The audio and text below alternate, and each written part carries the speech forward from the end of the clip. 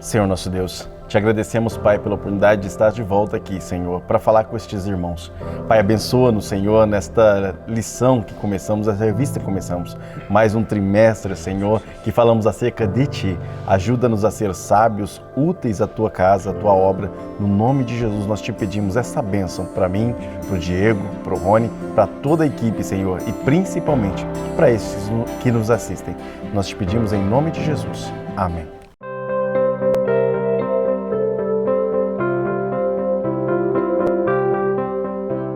A paz do Senhor, meus irmãos, estamos aqui novamente no Templo da Assembleia de Deus, Ministério do Belém, Presidente Prudente, para começarmos uma nova revista, um novo trimestre, falando desta feita sobre o plano de Deus para Israel em meio à infidelidade da nação.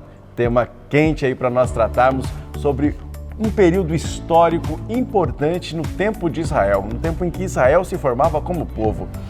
E na nossa primeira lição já vamos falar sobre sabedoria, sobre um ícone da sabedoria, a ascensão de Salomão e a construção do templo. Falaremos sobre este personagem importante na história de Israel.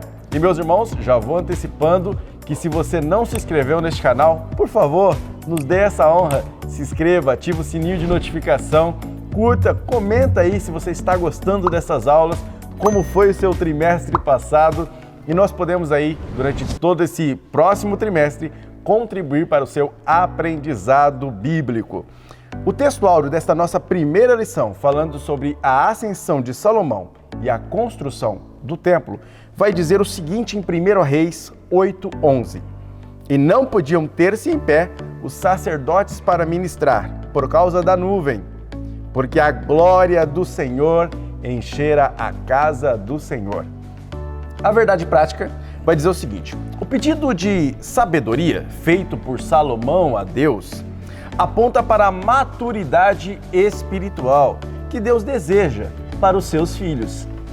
A leitura bíblica que nós faremos e que será a base para nossas discussões está em 1 Reis, capítulo 4, versículos 29 a 34, capítulo 6 e versículo 1 e os versículos 11 até o 14. Já para introduzir todo este assunto, iniciar este trimestre, trago de volta para vocês, como prometido na aula passada, meu amigo e irmão Diego. É isso aí, Júnior. Estamos de volta, graças a Deus. Infelizmente, não pude estar na última aula devido ao incidente na família, como o Júnior comunicou a vocês. Mas estamos aqui para continuarmos o diálogo de sempre e agora nesse terceiro trimestre de 2021. É uma alegria ter você com a gente mais uma vez. Como o Júnior já colocou, nós vamos introduzir essa primeira aula proposta pelo pastor Clayton, que fala sobre a ascensão de Salomão e a construção do templo. A começar pela introdução, há um destaque interessante que nós podemos exaurir daquilo que foi proposto, que diz: foi durante o reinado de Salomão que Israel atingiu seu apogeu na história. Isso em vias de fato, se fizermos uma pesquisa muito ligeira e rápida nos léxicos, nas informações, nos dicionários e comentários, nós exauriremos estas informações acerca da nação de Israel e especialmente acerca do reinado de Salomão. Embora, com relação à totalidade do povo, Saul, Davi e o mesmo foram os gestores, Salomão foi aquele que fez jus ao seu nome e exercera um reino de paz. Muito embora tivera que eliminar o próprio irmão Adonias, a Joabe, que era o antigo general de seu pai, o próprio Simei, por também se levantar contra Davi, e ter que destituir o sacerdote Abiatar. Considerando estes percalços, Salomão, em vias de fato, exerceria um reinado pacífico, isso comparado àquele gestado por seu pai Davi. Já no tópico inicial, irmãos, nós temos alguns assuntos a serem dialogados a partir da sabedoria de Salomão. A começar pela virtude de Salomão. O grande rei escolhera a sabedoria, do que se depreende o quanto já era sábio. Quando nós observamos esse primeiro assunto, nós logo também concluímos que, em vias de fato, por conta de todo um contexto, nem mesmo um contexto bíblico, extra-bíblico, Salomão dispunha de uma razoável sabedoria pelo fato de optar por ela mesma. Haja vista que, considerando a sua tenra idade, ele poderia fazer outras opções e optar por outras alternativas. Desta forma, cabe lembrar que quando o assunto é sabedoria nesse aspecto, nós não podemos limitá-la a uma espécie de sabedoria grega que se contempla na ideia da perfeição, da teoria, mas nós estamos falando de uma sabedoria bíblica de fato, oriunda de Deus e que é reflexo de virtudes e prudência contidas na lei divina, resultado do conhecimento e do relacionamento com Deus. Entretanto, se você continuar observando a primeira proposta do tópico inicial, Clayton finaliza dizendo o seguinte: Salomão teve elevado senso de prioridade ao pedir a Deus a coisa certa. Em vias de fato, a alternativa escolhida por ele fora a melhor de todas, porque por ela outros resultados vieram: riqueza, glória, reconhecimento, esplendor e outros elementos adjetivados na própria Bíblia Sagrada. Segundo momento, observe que o autor dialoga sobre o sábio pede sabedoria, um assunto muito parelho com o que já comentamos aqui, mas, por conseguinte, Salomão se mostra um homem humilde, exatamente porque 1 Reis, capítulo 3, versículo 7, com especificidade a parte B, o texto diz: sou ainda menino pequeno, não sei como sair, nem como entrar. Essa atitude, dentre outros elementos que podem ser revelados a partir dela, o que se destaca é justamente a humildade. Todavia, é possível considerarmos outros reconhecimentos feitos a partir desta exposição de Salomão. Em primeiro lugar, reconhecimento da soberania de Deus, reconhecimento da sua falibilidade, da sua fraqueza, reconhecimento que a coroa e o povo não são seus e, sobretudo, ele faz uma desconstrução do egoísmo ao pensar em seus pares. Haja vista que ele pede a sabedoria não exclusivamente a seu bel prazer, mas para conseguir lidar com uma gestão pesada que estava sob os seus ombros, que era a nação de Israel. Terceiro momento, para findar o tópico inicial, nós temos a sabedoria na prática de vida. Aqui alguns contrapontos são construídos pelo pastor Clayton. Por exemplo, ele se baseia em dois textos escritos na epístola de Tiago, a priori o capítulo 3, por conseguinte capítulo 1.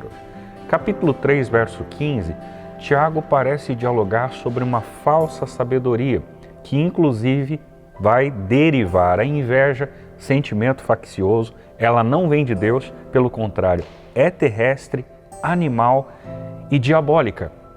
Esse perfil de sabedoria, você que está com uma revista de mestre e possivelmente tem outros elementos acrescentados a ela, vai perceber lá na interação inicial que o pastor dialoga, inclusive fazendo contrapontos entre uma ideia de inteligência e sabedoria, coisa muito parecida, coisas muito semelhantes.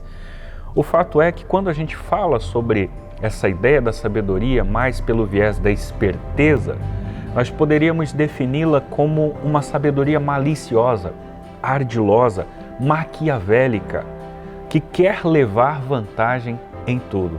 Você possivelmente deve conhecer pessoas que dispõem desse atributo, mas que o dispõem pejorativamente, no intuito de se levar vantagem em todas as situações. Né? Ele se utiliza de uma sabedoria, mas depreciando os outros. Né? E essa atitude é uma atitude em vias de fato maliciosa, maquiavélica e ardilosa. Todavia, contrapondo isso, o próprio Tiago, no capítulo 1, verso 5, ele fala de uma outra sabedoria, aquela que o próprio Salomão recebera, aquela que a gente de fato deve potencializar, a sabedoria que vem do alto.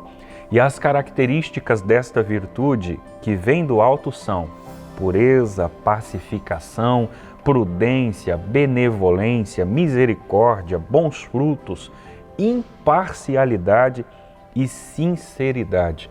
Em outras palavras, a sabedoria que vem do alto é de fácil tratabilidade, gentil, não tem ambiguidade e é imparcial.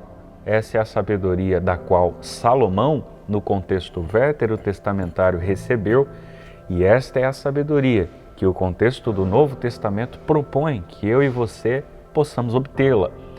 Cabe reforçar, para encerrar o tópico primeiro e repassar a fala ao meu amigo Júnior, que esta sabedoria, portanto, não é aquela que você adquirirá nos espaços acadêmicos. Você pode ser um sujeito de diversas formações, de muita inteligência, de muito conhecimento, mas todo esse conhecimento não assegurará que você é de igual modo um sujeito sábio. Você pode ser inteligente, mas o ser inteligente não chancela que você seja um sujeito sábio.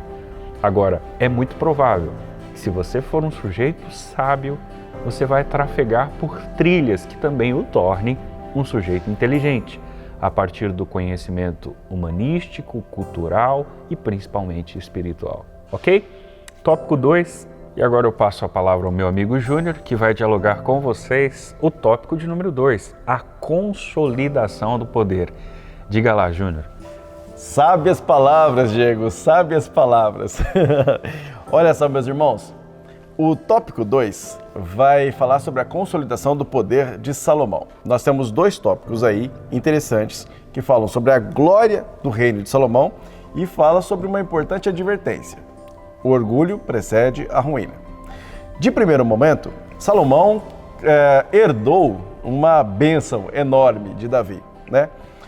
Ele reina a partir de 971 a.C., ou seja, estamos falando de um período de quase 1000 anos antes de Cristo. Assim como Saul e assim como Davi, ele tem um período de 40 anos de reinado, ou seja, ele reina até 931 a.C. O território dele era enorme, dado o esforço que Davi também fez para poder acrescentar terras a este território. Davi, segundo o pastor Swindoll fala, acrescentou o território que Saul já tinha conquistado em 10 vezes. Então você tem aí um território que vai desde o rio Eufrates até a fronteira com o Egito, de comprimento, e tem de Tifsa, na curva do Eufrates, até Gaza. É um território enorme, abrangia a Síria e o Sinai, e também uma possível parte a leste do rio Jordão. Além disso, Salomão estava muito bem equipado belicamente. Ele possuía 1.400 carruagens e estábulos para, notem, 2.800 cavalos, além de baias extras para mais 1.200 cavalos. Na Batalha de Kargar, para você ter uma dimensão, em 853, ou seja, 100 anos aí depois de Salomão, havia 1.200 carruagens de Damasco, 700 de Ramate e 2.000 carruagens de Israel, tamanha a força bélica que tinha esse povo, graças também a todo o equipamento que Salomão havia providenciado. A administração de Salomão era extremamente eficiente, por isso, dada reverberar aquilo que o nosso irmão Diego falou. Era um homem que já vinha com sabedoria, já tinha uma certa inteligência e quando teve a oportunidade de pedir algo a Deus, foi sábio e escolheu, logicamente, o atributo que lhe daria possibilidade de conseguir todas as outras coisas.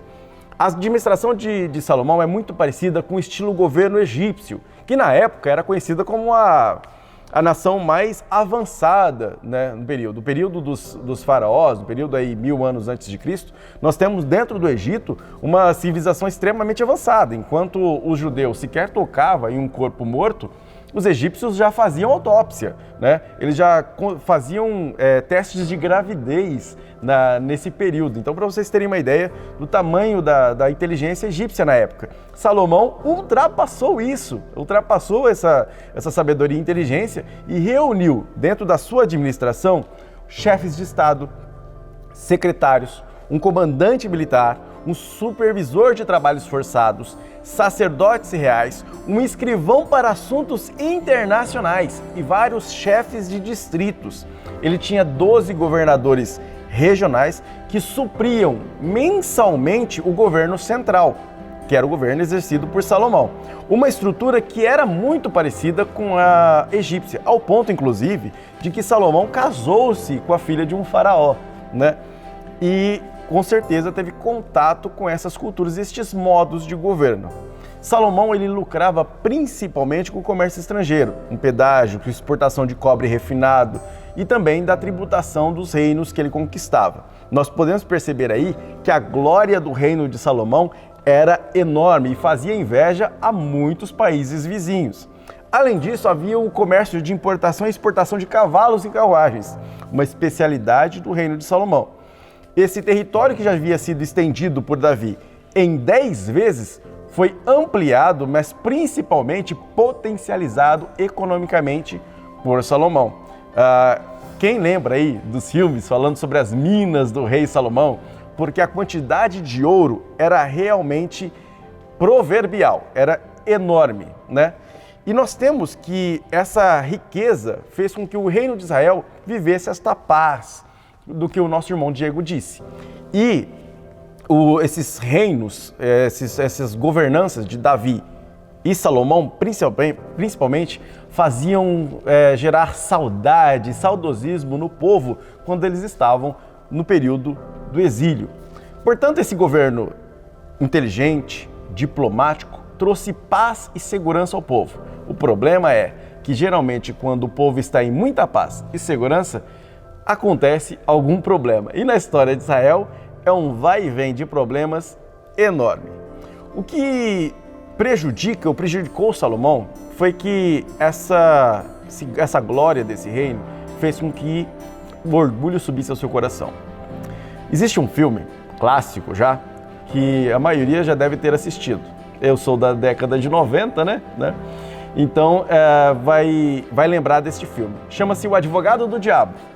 E a estrela do filme, que fez inclusive o Diabo, Al Pacino, um grande ator hollywoodiano, ele diz uma frase que ficou célebre no filme. Ele diz assim: vaidade, definitivamente meu pecado predileto. Essa é a frase ícone de Al Pacino, fala neste filme, O Advogado do Diabo. Salomão caiu nesta armadilha, na armadilha da vaidade, ao ponto de que quando ele lá velho, bem velho, ele diz lá em Eclesiastes 1:2, já começa Eclesiastes assim: vaidades, desvaidades, diz o pregador, tudo é vaidade. Vê como encaixa bem com a frase do Al Pacino? Pois é, a vaidade aqui, ela tem um sentido maior do que simplesmente exibição, mas tem sentido de orgulho. E esse orgulho faz com que Salomão entenda, perceba, ou na verdade caia na armadilha que precede a sua ruína, dado aí então o título desse segundo tópico, porque foi essa vaidade, esse orgulho que derrotou a sabedoria de Salomão. Salomão, ele deixou-se contaminar por tanta glória, pelo orgulho, pela ganância, e aumentou sua sede de poder. Assim como seu pai, ele tinha sérios problemas sexuais, ao ponto de, claro, ter 1000 mulheres. Mas isso não se referia somente à sua sede sexual, mas também à sua diplomacia, à sua ambição política e à sua sede de poder. Nós temos que tomar muito cuidado, porque foram estas vaidades que começaram com pequenas coisas que fizeram com que Salomão caísse. E se Salomão, o homem mais sábio da terra naquela época, e talvez o mais sábio da história, caiu, meus irmãos, imagina o irmão Júnior aqui, com todas as suas deficiências, facilmente também cairia se não fosse a graça do Senhor. Portanto, temos que tomar cuidado com as nossas pequenas concessões. Existe uma historinha legal para terminar esse tópico. Uma vez, um pastor estava pregando no culto, a igreja enorme, e ele viu o diabo na porta. E o diabo batia na porta. E então ele, cheio de poder, foi até a porta e disse: diabo, vai-te embora. O diabo disse: não, pastor, eu quero assistir o culto, deixa eu entrar. O pastor disse: não, diabo, aqui na minha igreja você não entra. E o diabo: não, pastor, a pontinha do nariz, pastor, eu entro e já saio. O pastor disse: não, diabo, você não entra. E ficaram naquele diálogo, naquela briga, um expulsando e o outro tentando entrar. Até que chegou uma hora que o diabo disse: pastor, eu estou pedindo apenas a pontinha do meu nariz. O pastor fez aquela aquele cálculo mental e diz, tá, a pontinha do nariz é uma pequena concessão e o diabo vai embora. Então tá bom, diabo, a pontinha do nariz você pode entrar dentro da igreja. Pois bem, o diabo entrou de costas na igreja. A sagacidade do inimigo faz com que, muitas vezes, grandes coisas comecem com pequenos deslizes. Então temos que tomar muito cuidado com as pequenas concessões. Um médico famoso também aqui no Brasil, também no mundo, chamado Augusto Cury, ele disse uma frase interessante para terminar. Não tropeçamos nas grandes montanhas, mas nas pequenas pedras. Das grandes montanhas a gente desvia, mas das pequenas pedras muitas vezes escorregamos, caímos e nos machucamos. Essa foi a lição que Salomão aprendeu e é uma lição para nós aprendermos também para sermos sábios.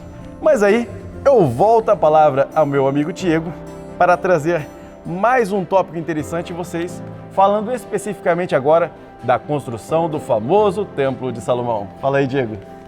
Realmente, Júnior, o tópico de número 3, meus irmãos, como vocês já perceberam, que foi dialogado até aqui, tópico 1, tópico 2, acerca de Salomão especialmente, que acaba sendo a personagem principal da nossa discussão. Tópico 3 não é diferente. Embora com um viés acerca do templo, nós vamos perceber o templo justamente na gestão de Salomão, que foi o mentor para a construção dele. Tópico 3 fala sobre, então, a construção do templo, começando sobre o nobre propósito de Salomão. E qual era este propósito? Digamos, a priori, a partir de uma citação bíblica recortada pelo pastor Clayton, inserida aí no nosso material, edificar uma casa ao nome do Senhor, nosso Deus. Referência de 1 Reis, capítulo 5, versículo de número 5. Considere que, embora esse projeto de fato fora nobre e elaborado, construído, aplicado de fato pelas mãos de Salomão, é preciso levar em consideração que o seu pai almejara muito este ofício, esta função. Era desejo de Davi construir uma casa para a presença do Senhor, a saber, a Arca da Aliança, tendo em vista que ele já havia previamente feito uma tenda para conseguir colocá-la, né? Mas não foi lhe dada a oportunidade de construir o templo. Os desenhos, os modelos, os projetos, a aquisição da eira de Araúna, inclusive o abrigo para esta arca foi o limite de Davi, mas ele não pôde construir o templo por uma das razões mais simples possíveis que a gente poderia colocar aqui, que é o fato de suas mãos serem sangrentas, né? Davi, durante o seu reinado, conquistou muitos territórios, Júnior já colocou isso também, e justamente por este fator, claro, além de outros agregados a ele, Davi foi um homem de guerra, derramou muito sangue. E nós estamos falando de templo, o templo é um lugar sagrado, santo, e nada mais justo do que Salomão, que de fato exercera um reinado pacífico, muito usufruto do reinado de seu pai, construir este templo. Por esta razão, nós percebemos que isso não acontecera, mas acontecera o que está registrado no capítulo 7, verso 14 de 2 Samuel, que foi a dinastia de Davi, que se perpetuara como promessa de Deus. Todo este templo fora construído e revestido de ouro. Todos os seus compartimentos agora usufruíam dessa característica.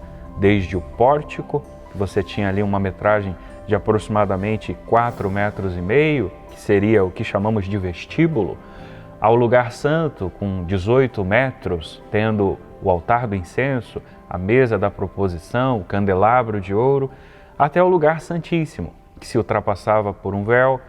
Sabemos do dia da expiação, onde o sumo sacerdote exercia aquele papel, onde nós tínhamos um cubo, 9 metros de altura, de comprimento e de largura.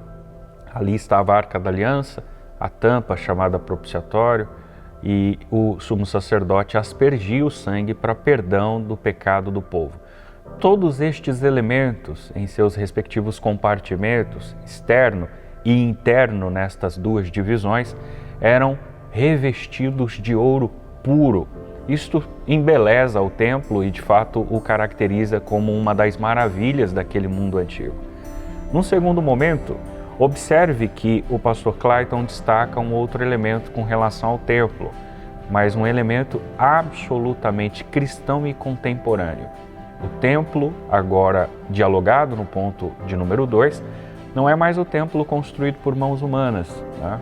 Mas sou eu e você que abrigamos a Trindade em nós, representada pela pessoa do Espírito Santo. Isso acontece justamente pelo sacrifício vicário de Cristo na cruz do Calvário, onde se aloja a redenção do homem, efetuada nesse local. E agora, o próprio homem regenerado passa a ser morada de Deus. Isso está explícito aí no ponto de número 2. E é nesse lugar, diz o autor, e por sinal, a partir da referência de 6,19 de 1 Coríntios, que deve haver riqueza e beleza, porque o Espírito de Deus habita nele. A relação feita aqui é uma relação perfeita, porque se de fato Salomão se preocupar em utilizar os elementos mais belos existentes para a sua época para ornamentar o templo visível, tangível, palpável, nós, enquanto templo do Espírito Santo, não devemos ser diferentes. Naturalmente que agora eu me utilizo de uma linguagem não concreta, abstrata, mas o nosso templo, que somos nós, precisa ser bem limpo, organizado, para abrigar a Trindade, para abrigar o Espírito de Deus, para ser a morada de Deus. Nós não podemos ser diferente disso. O nosso templo não pode ser sujo, não pode ser mal feito, não pode ter um bom acabamento. Ele tem que ser um templo adequado para abrigar a presença de Deus. Aliás, é justamente nisso que nós percebemos uma distinção interessante, teológica inclusive. Aquele do Antigo Testamento, nós temos uma representatividade teofânica, porque aquilo era uma sombra do que se viria no Novo. E este não é fixo geograficamente como aquele. Nós somos ambulantes, porque nos movimentamos, levamos o reino de Deus para o mundo, para outras pessoas, e carregamos dentro de nós essa essência, a saber, o Espírito Santo de Deus. Mas eu finalizo essa exposição citando o ponto de número 3, que fala sobre a glória do Senhor. E a glória se manifestara naquele templo em duas circunstâncias. A primeira foi quando os sacerdotes levaram a arca para o lugar santíssimo. Se você ler as referências de 1 Reis, capítulo 8, verso 11, 2 Crônicas 5, 14, você vai se deparar com esse momento histórico. A glória foi tanta, diz os textos, que eles não puderam permanecer de pé para ministrar os serviços sagrados. E a alegria e a presença de Deus fora tamanha no coração de Salomão, a ponto de ele elaborar e construir uma das mais belas poesias e orações que também estão registradas nestes livros históricos, capítulo 8, verso 22 de 1 Reis, 2 Crônicas, capítulo 6, versos 14 ao 42, você encontra estes registros que são históricos de fato, onde Salomão exibe a gratidão, a manifestação, a exaltação, a exuberância deste Deus que é transcendente e que agora é imanente porque habita no nosso coração. Mas a outra manifestação de glória é justamente aquela que é mais conhecida do capítulo 7 de 2 Crônicas, quando o templo for inaugurado. Salomão já havia orado, entregue ao Senhor, já haviam celebrado aquela inauguração e a partir do versículo de número 12, nós encontramos uma resposta de Deus. Os primeiros versos diz mais ou menos assim: eu ouvi a tua oração e escolhi para mim este lugar como casa de sacrifício. Olha o que diz o verso 13: se eu cerrar os céus, de modo que não haja chuva, ou se ordenar aos gafanhotos que consumam a terra, ou se enviar a peste entre o meu povo. E aí vem as condições. E se o meu povo, que se chama pelo meu nome, se humilhar e orar e me buscar e se converter dos seus maus caminhos. A resposta de Deus é essa: então eu ouvirei dos céus, perdoarei os seus pecados e sararei a sua terra. Olha como Deus reage às ações humanas. Se aqueles homens, se nós agirmos como o texto propõe, com humilhação, com contritamento, com busca, com conversão, sem sombra de dúvidas, o Senhor ouvirá, perdoará e sarará, diz a palavra de Deus. Aliás, o Senhor ainda dissera para alegrar o coração de Salomão o que diz o texto do verso 15. Agora estarão abertos os meus olhos e atentos os meus ouvidos à oração deste lugar. A glória de Deus se manifestara naquele templo. Foi algo esplêndido, indescritível. Mas de igual modo, a glória de Deus precisa se manifestar no meu, no seu, no nosso templo. E uma das formas de nós evidenciarmos que a glória se manifestar em nós não é simplesmente ao participarmos de uma reunião pentecostal. Não é dessa glória estritamente que nós estamos nos referindo. Isso é importante também, mas não se limita a isso. Se limita à glória revelada no templo, que consegue ser bênção para a vida das pessoas, que consegue levar paz para o coração das pessoas, remédio para as suas feridas, que consegue de fato exercer o papel daquele que saiu das trevas e transitou para uma maravilhosa luz, como diz 1 Pedro 2:9. Consegue exercer o papel de Isaías 58:11. O Senhor que lhe guia continuamente, lhe farta em lugares secos e fortifica os teus ossos, de modo que lhe torna como um manancial cujas águas nunca faltam. Como um jardim encharcado, você consegue levar a bênção de Deus para outras pessoas. Que a glória do templo de Salomão seja a glória no nosso templo, em nome de Jesus. Acho que é isso, Júlio. Meus irmãos, e o que eu falo agora? Fala para vocês. Eu não sei o que falar mais. O Diego disse tudo o que precisava. Basta concluir, meus irmãos, que Salomão é uma referência, então, tanto de sabedoria, de busca por sabedoria, quanto de cuidado em relação a orgulho, à ruína, aos deslizes e à preocupação. E não só fazer um templo, mas ser um templo. Acho que é isso que o Diego trouxe para nós agora neste final de fala e que nos remete a pensar nisso.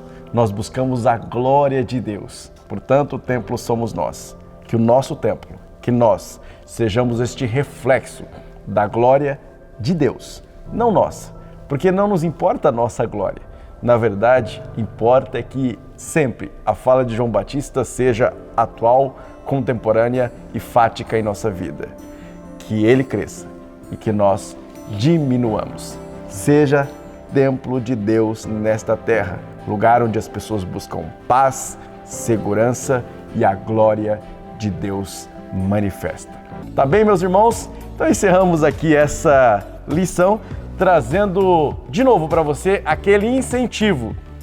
Toca aí no sininho de notificação, curta, compartilhe, indique o canal a outras pessoas e comenta aí, meus irmãos, o que você tem achado destas lições, deste início de trimestre, a expectativa para tratar desses assuntos, e nós esperamos você, né, Diego? É isso mesmo, Júnior. Satisfação, irmãos, ter você com a gente aqui.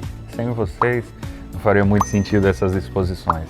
Deus abençoe sua vida e sua família, em nome de Jesus.